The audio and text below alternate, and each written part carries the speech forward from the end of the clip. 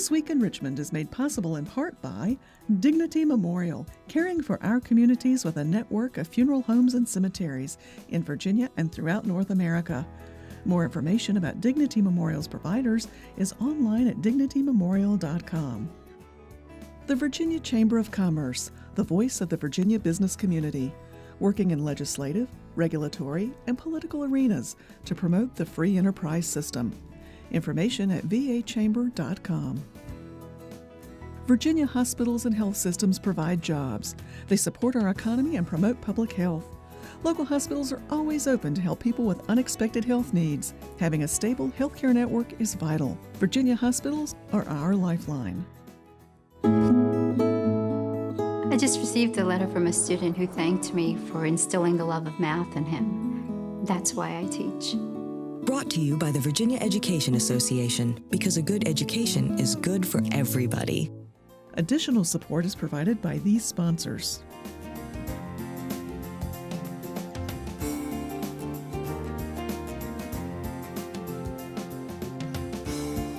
And by the members of Virginia's public television stations. Thank you.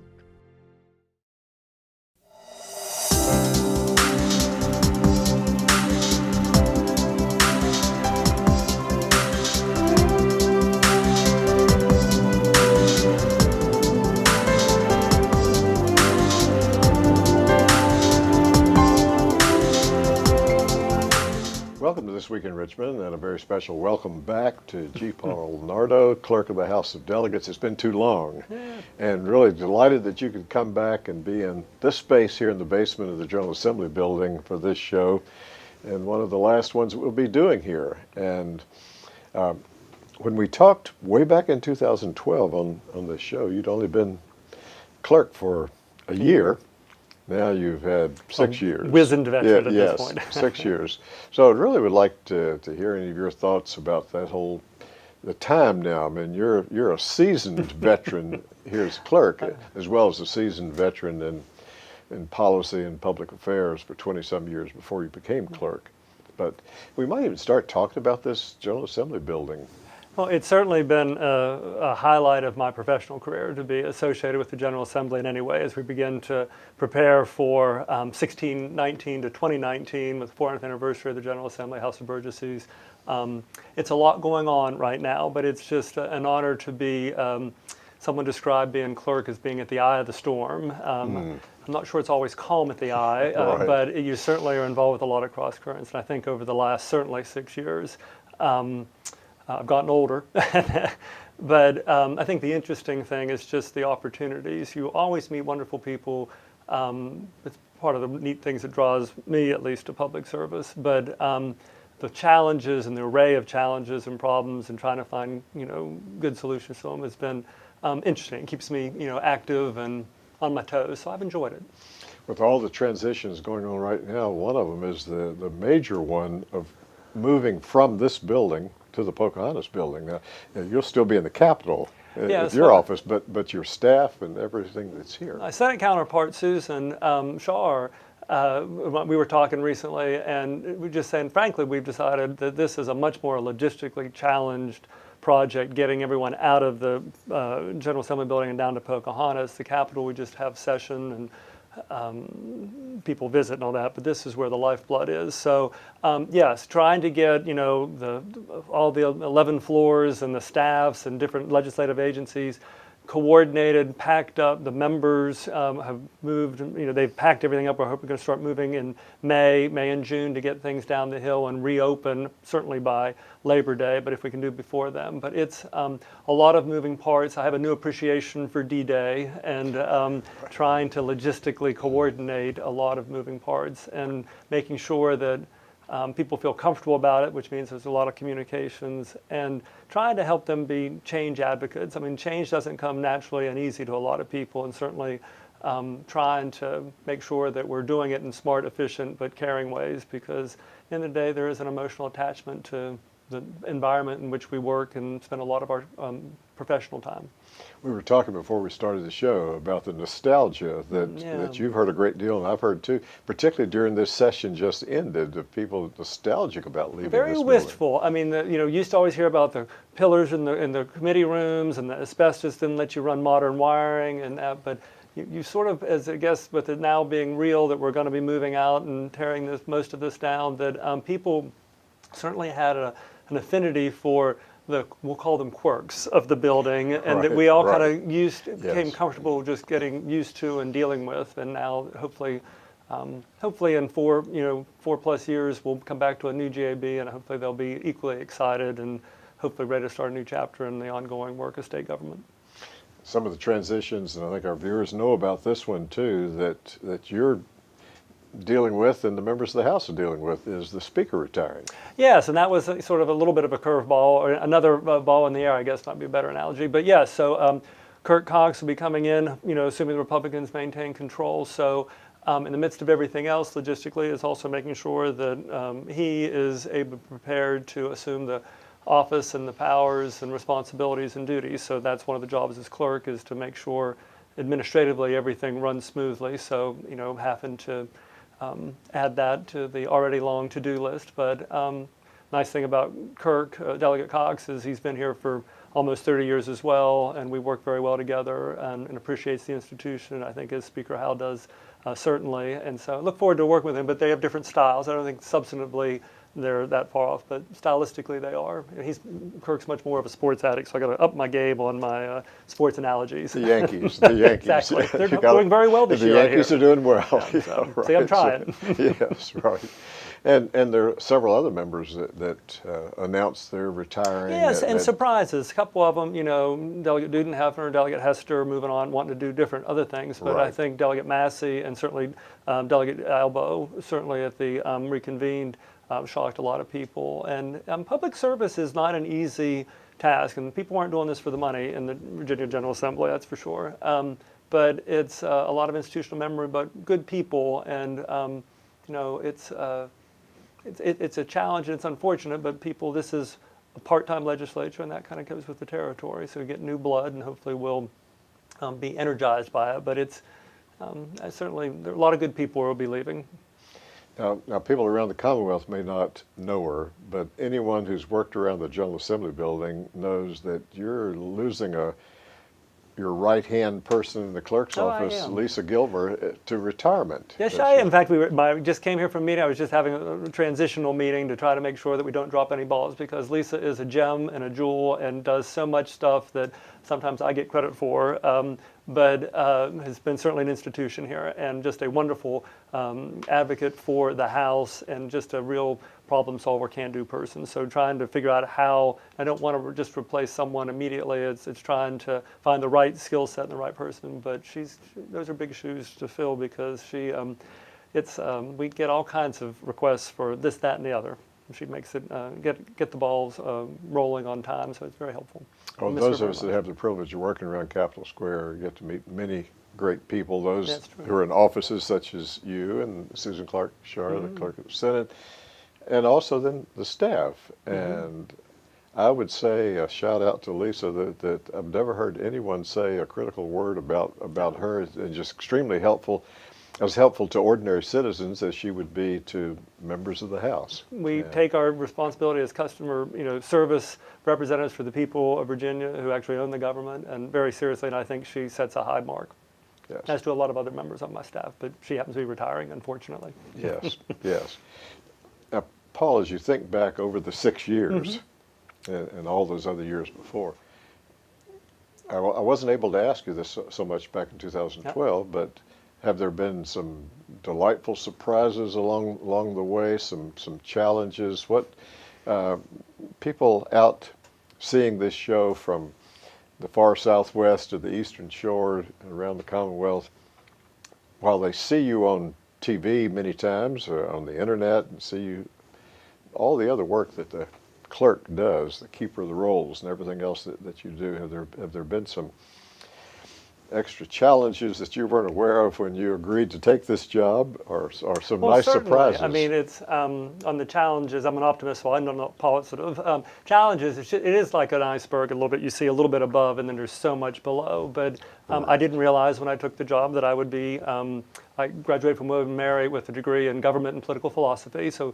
now I'm overseeing and working on doing a $150+ million renovation, reconstruction of a downtown historic site office building. So that is intimidating, to be honest, but certainly makes me bone up. So that's certainly been a challenge. But challenge is also like the opportunity and the upside.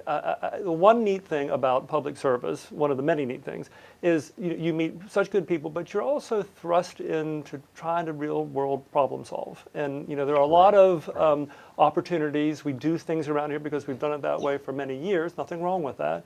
But every now and then it's good to kind of shake yourself off a little bit and figure out, is this the right way or the best way to do something? So between using technology, part of the move is we'll go from regular landline phones to this voice over internet protocol, VoIP phones, and modernizing our phone system. Well, that sounds great, but it's very complicated in trying to get that done, and relocated the data centers. But it's an opportunity as we approach our 400th anniversary to take a very staid institution that does well, but also make sure that we're also a modern, well-functioning institution that also is able to operate in a safe, modern, efficient environment when we come back up to a new General Assembly building. So it's there are some downsides and challenges, but the opportunities and fun stuff's a lot more there. I guess I need to work on my nostalgia memories. I don't have any great anecdotes. Susan's better at anecdotes than I am.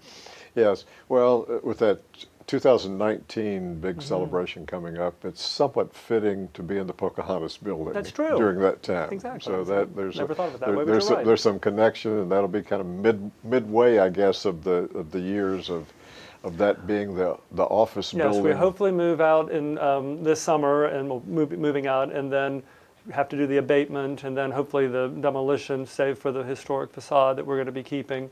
Begin in January of 2018 if everything goes to, on schedule, and doesn't always sometimes around here. Back in by 2021, maybe 2022, but I'm fingers crossed for 2021. So hopefully just 4 years out. But then in and of itself, trying to take Pocahontas building, which was the Attorney General's office till recently, and changing that into a building. The AG office doesn't have 5,000 people descending on it during the session, and having to make that work for us. So that's been a bit of a challenge as well. DGS has done a very, very good job helping us on that.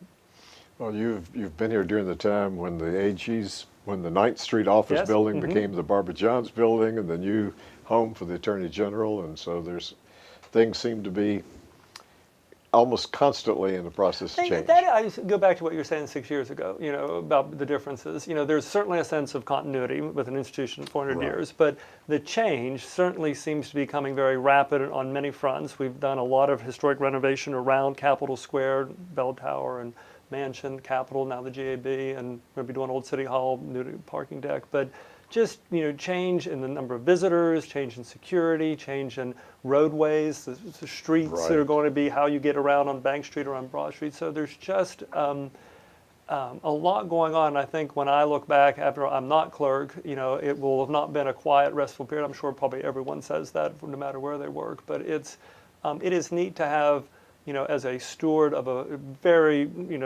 sparkly jewel in the crown that is Virginia, to have a little bit of influence or say-so to speak, to help try to do what's best for the Commonwealth and for the, the people and the institution. That's a neat thing. As a public servant, that makes me feel good. I enjoy that.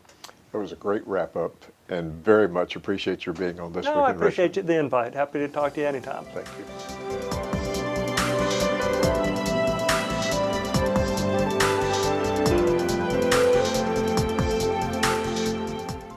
Delighted to welcome the Clerk of the Senate, Susan Clark Schaar. Thank you. We appreciate your taking time in all this busy transition time that's occurring. A time here after the session has ended, but there's always lots of work, I know. But this year it must be doubles, more than the typical year between sessions, with the move from this building to the Pocahontas building.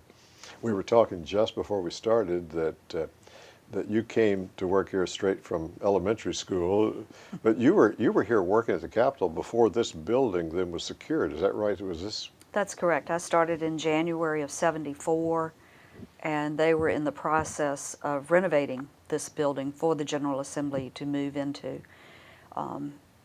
In '74 and '75, legislators had their offices in the 9th Street office building, which is now the Barbara Johns building, and the 8th Street office building, which has since been torn down.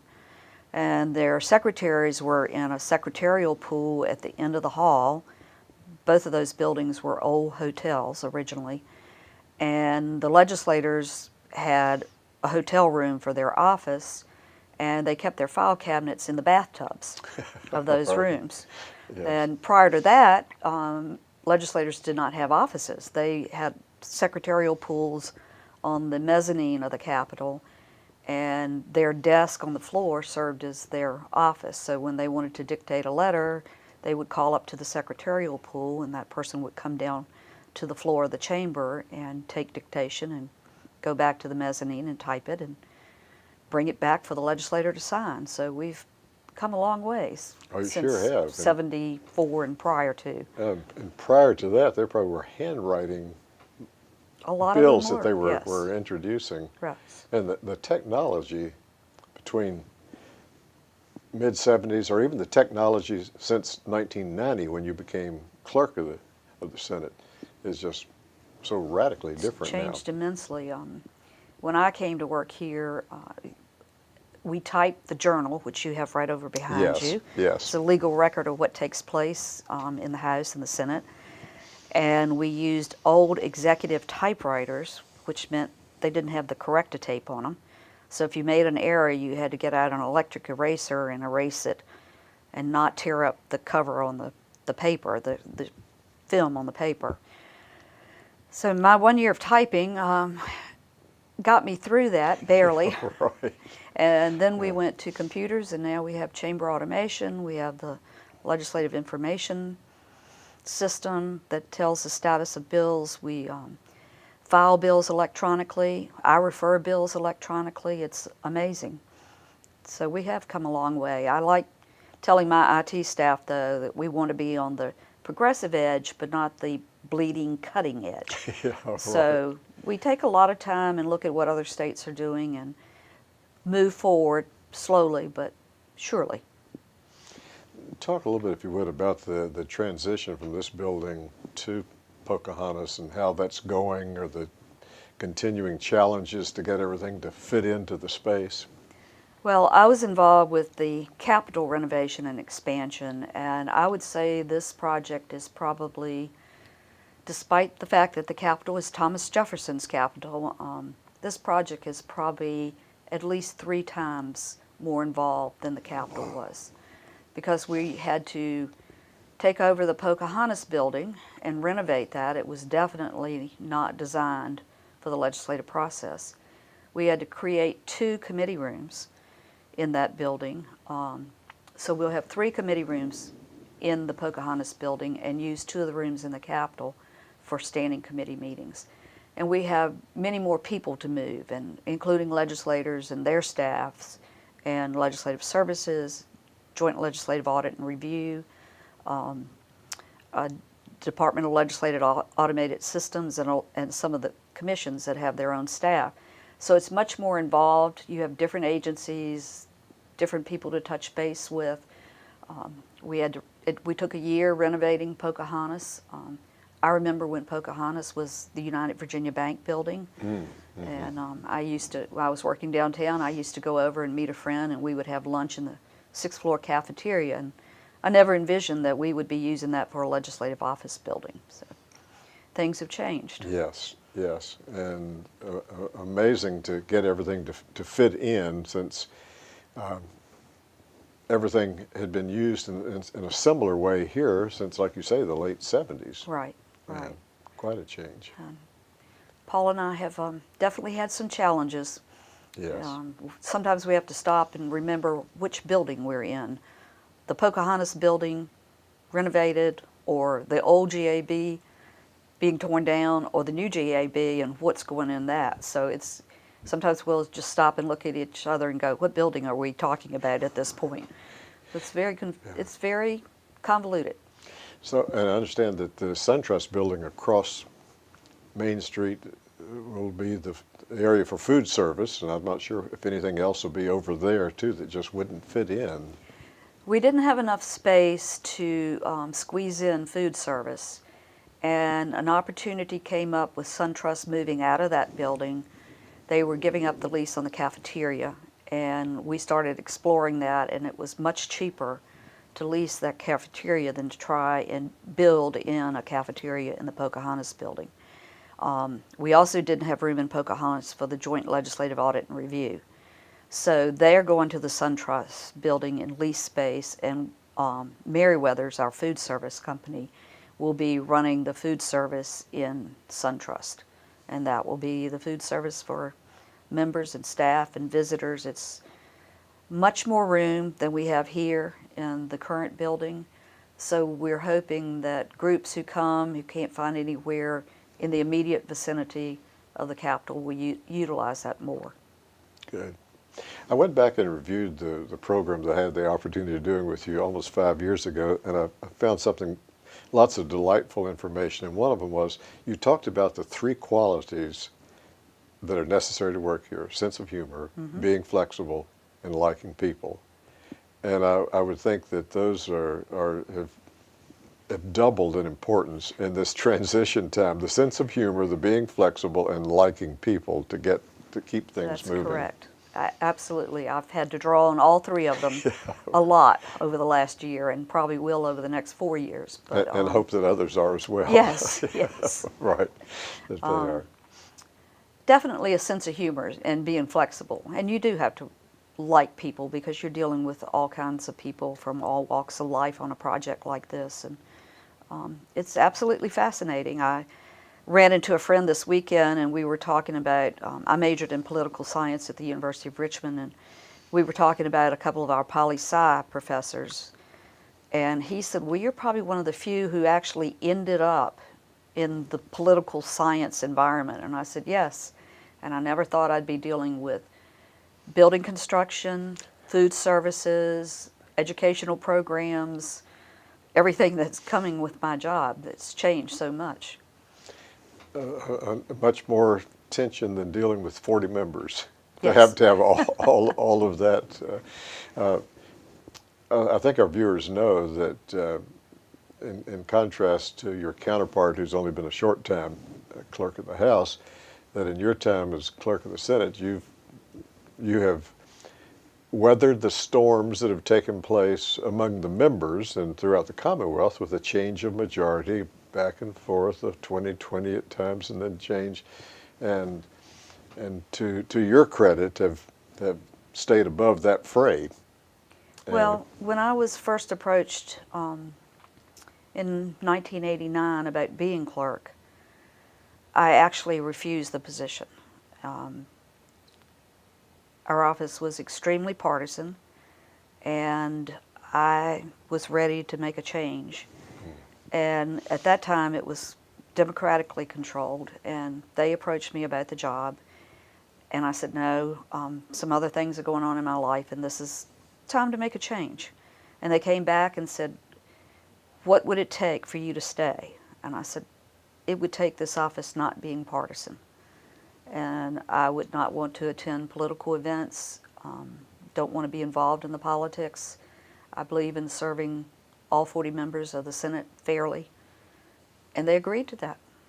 And I think it's made our office a much stronger team, and people don't feel that pressure that comes with a political office.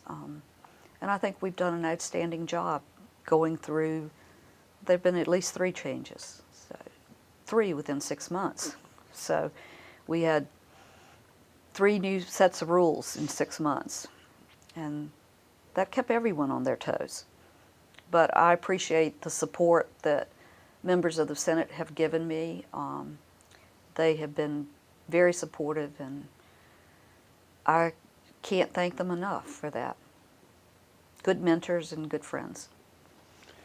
Madam Clerk, that was a great way to sum it up. And when we get in some new digs apart from this space here, I look forward to having a conversation with you there and telling our viewers about how things are going after you've settled in, or your staff has settled in and the members have settled into the Pocahontas building. And hopefully we'll still have our humor, our flexibility, and our love of people. Yes, right. Thank you very much. You're welcome. You're welcome.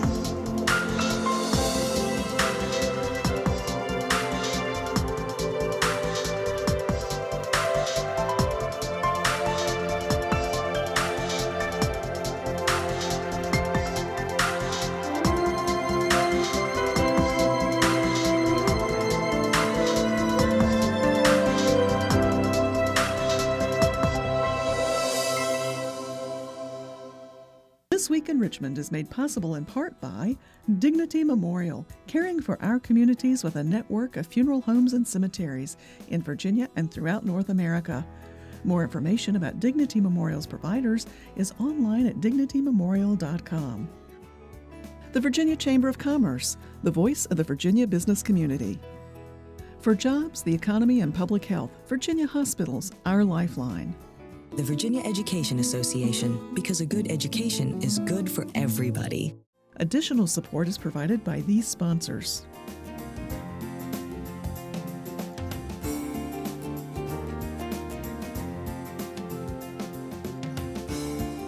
And by the members of Virginia's public television stations. Thank you.